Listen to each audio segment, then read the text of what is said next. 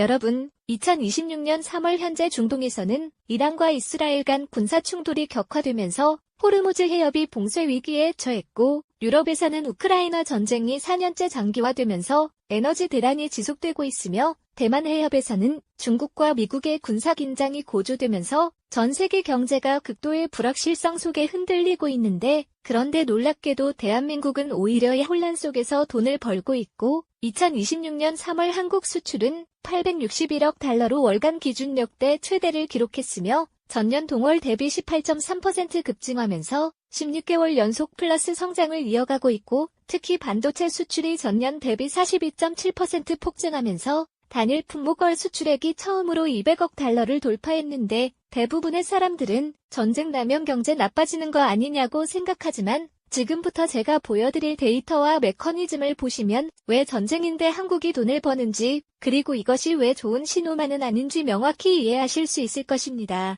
먼저 충격적인 데이터부터 정확히 짚어야 하는데, 2026년 3월 한국 수출은 861억 달러로 이는 2024년 3월 552억 달러 대비 56% 급증한 것이고, 월간 수출액 기준으로 1956년 통계 작성 이후 70년 만에 최대 기록이며, 수입도 612억 달러로 증가했지만 수출 증가 폭이 훨씬 커서 무역 수지는 249억 달러 흑자를 기록했고, 이는 월간 흑자 기준으로도 역대 최대이며, 2026년 1분기 누적 수출은 2,483억 달러로 전년 동기 대비 19.7% 증가하면서 산업통상자원부는 연간 수출 목표를 기존 7천억 달러에서 7,400억 달러로 상향 조정했고, 이는 2021년 역대 최대 기록인 6,444억 달러를 15% 넘어서는 사상 최대치입니다. 품목별로 보면 반도체가 압도적인데, 2026년 3월 반도체 수출은 208억 달러로 전년 동월 148억 달러 대비 40.5% 급증했고, 1분기 누적은 598억 달러로 전년 동기 대비 42.7% 폭증하면서 전체 수출 증가의 68%를 반도체가 견인했으며,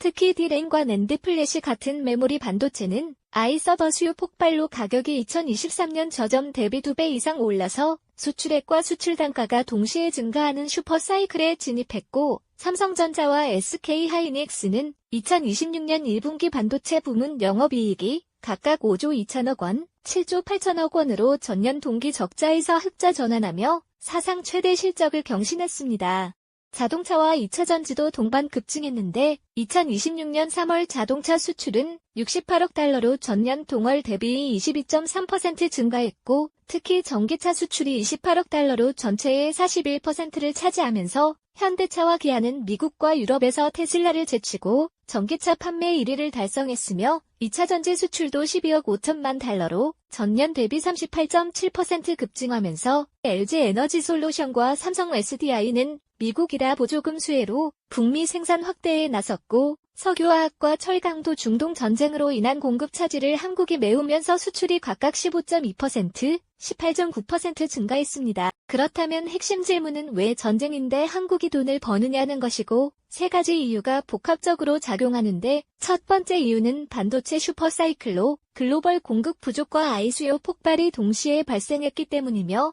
2023년부터 챗GPT를 시작으로 생성형 알붐이 일어나면서 서버와 데이터 센터 건설이 전 세계적으로 폭증했고, 서버 한 대에는 일반 서버 대비 8배 많은 D램과 4배 많은 SSD가 필요해서 메모리 반도체 수요가 기하급수적으로 증가했으며, 2026년 글로벌 서버 출하량은 350만 대로 2023년 80만 대 대비 4.4배 급증했고, 엔비디아와 AMD, 인텔 같은 칩 제조사들이 삼성전자와 SK하이닉스의 HBM 고대역폭 메모리를 수백만 개 단위로 발주하면서 한국 반도체 기업들은 24시간 풀가동에도 공급이 모자란 상황입니다. 구체적인 숫자로 보면 2026년 글로벌 DRAM 시장 규모는 1,200억 달러로 2023년 680억 달러 대비 76% 급증했고, 이 중 한국 기업 점유율은 72%로 삼성전자 42%, SK하이닉스 30%이며 HBM 시장은 280억 달러로 전년 대비 2.3배 폭증했는데, SK하이닉스가 시장 점유율 53%로 1위이고 삼성전자가 32%로 2위이므로 한국이 사실상 HBM 시장을 독점하고 있으며, 이는 전쟁이 나든 경기가 나빠지든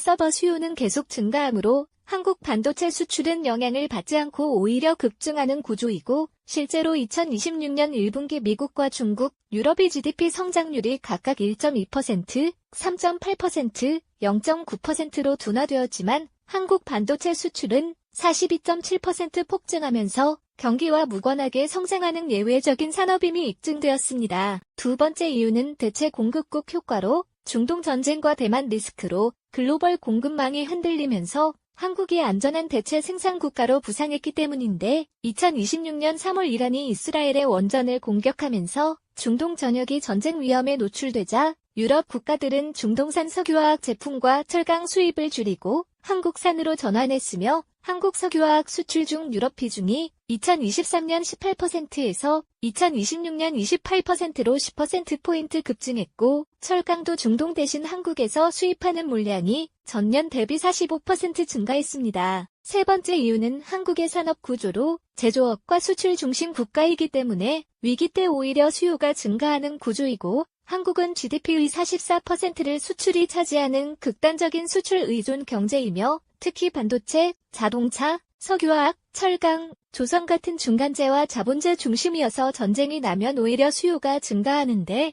예를 들어 전쟁이 발생하면 무기와 군수품 생산이 급증하고 무기 생산에는 반도체와 철강, 석유화학 제품이 필수적이므로 한국 수출이 증가하며 2026년 우크라이나 전쟁 장기화로 유럽 각국의 국방비가 GDP 대비 평균 2.8%로 사상 최고치를 기록하면서 한국산 K9 자주포와 K2 전차 수주가 폭증했고 방산 수출이 2026년 1분기에만 52억 달러로 전년 동기 대비 2.3배 급증하면서 한화에어로스페이스와 한화오션 주가가 각각 85%, 120% 폭등했습니다. 또한 전쟁으로 에너지 가격이 급등하면 전기차 수요가 증가하고 2026년 유럽 휘발유 가격이 리터당 2.3유로로 사상 최고치를 기록하면서 전기차 판매가 전년 대비 42% 급증했으며 현대차와 기아는 유럽에서 전기차 시장 점유율 18.7%로 테슬라 16.3%를 제치고 1위를 달성했고 2차 전지 수출도 동반 급증하면서 LG 에너지 솔루션은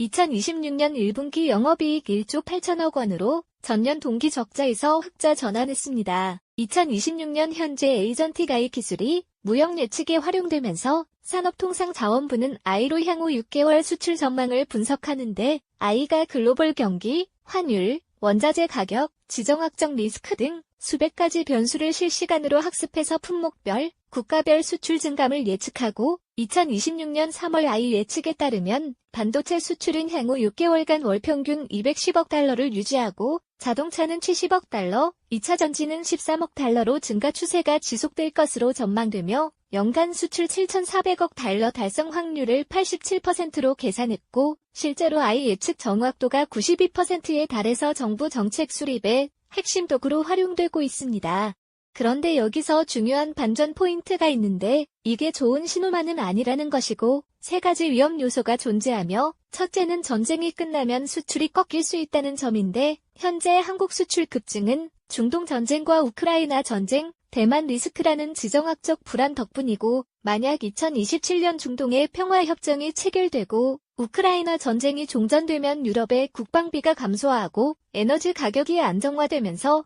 방산과 전기차 수요가 급감할 수 있으며 대만 리스크가 해소되면 글로벌 기업들은 다시 TSMC로 돌아가서 삼성전자 파운드리 수주가 줄어들 수 있고 실제로 2023년 우크라이나 전쟁 초기 방산 수출이 급증했다가 2024년 전선이 교착 상태로 접어들자 수출이 20% 감소한 사례가 있어서 전쟁 특수는 지속 가능하지 않습니다. 둘째는 특정 산업 의존 위험으로 2026년 수출 증가의 68%를 반도체가 차지하면서 반도체 쏠림이 극심한데 만약 아이붐이 꺾이거나 메모리 가격이 폭락하면 수출 전체가 무너질 수 있고 실제로 2023년 메모리 반도체 가격이 60% 폭락하면서 한국 수출이 마이너스 성장을 기록했던 악몽이 재현될 수 있으며 특히 중국이 자국산 메모리 반도체 생산을 확대하면서 2026년 글로벌 시장 점유율이 18%까지 올라왔고 2030년에는 30%를 넘어설 전망이어서 한국 반도체의 가격 경쟁력과 시장 점유율이 하락할 위험이 큽니다. 셋째는 경제 변동성 확대로 전쟁 특수는 예측 불가능하고 변동성이 크므로 안정적인 성장 기반이 아니라는 점인데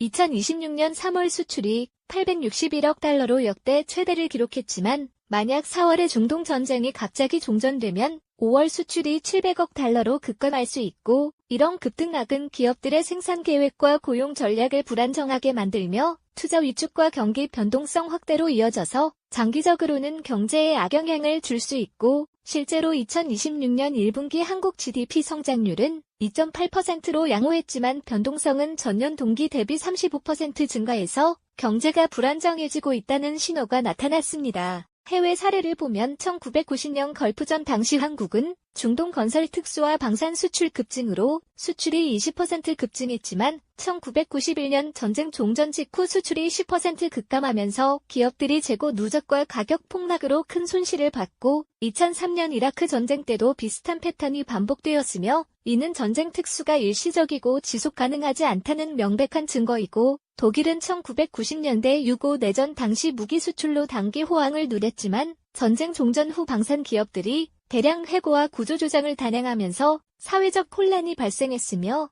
한국도 같은 전철을 밟을 위험이 있습니다. 투자자 관점에서 수출 호황 수혜주를 보면 첫째는 반도체로 삼성전자와 SK하이닉스가 가장 직접적인 수혜를 보고 삼성전자 주가는 2023년 저점 48,000원에서 2026년 3월 85,000원으로 77% 급등했고 SK하이닉스는 7만원에서 18만원으로 157% 폭등하면서 HBM 특수를 톡톡히 누렸으며 둘째는 방산주로 한화에어로스페이스와 한화오션, 링넥스원이 우크라이나와 중동 특수로 주가가 각각 85%, 120%, 68% 급등했고 셋째는 자동차와 2차전지로 현대차와 LG에너지솔루션이 전기차 수출 증가로 수혜를 보며 넷째는 조선으로 한국조선해양과 삼성중공업이 LNG 운반선과 컨테이너선 수주 급증으로 주가가 상승했습니다. 포트폴리오 전략으로는 삼성전자 30%, SK하이닉스 25%, 한화에어로스페이스 20%, LG에너지솔루션 15%, 한국조선해양 10%로 구성하면 수출 호황 수혜를 최대화할 수 있지만 전쟁 종전 리스크에 대비해 목표 수익률 30% 도달 시 절반 익절하고 나머지는 손절 라인 마이너스 15%를 설정해서 리스크를 관리해야 하며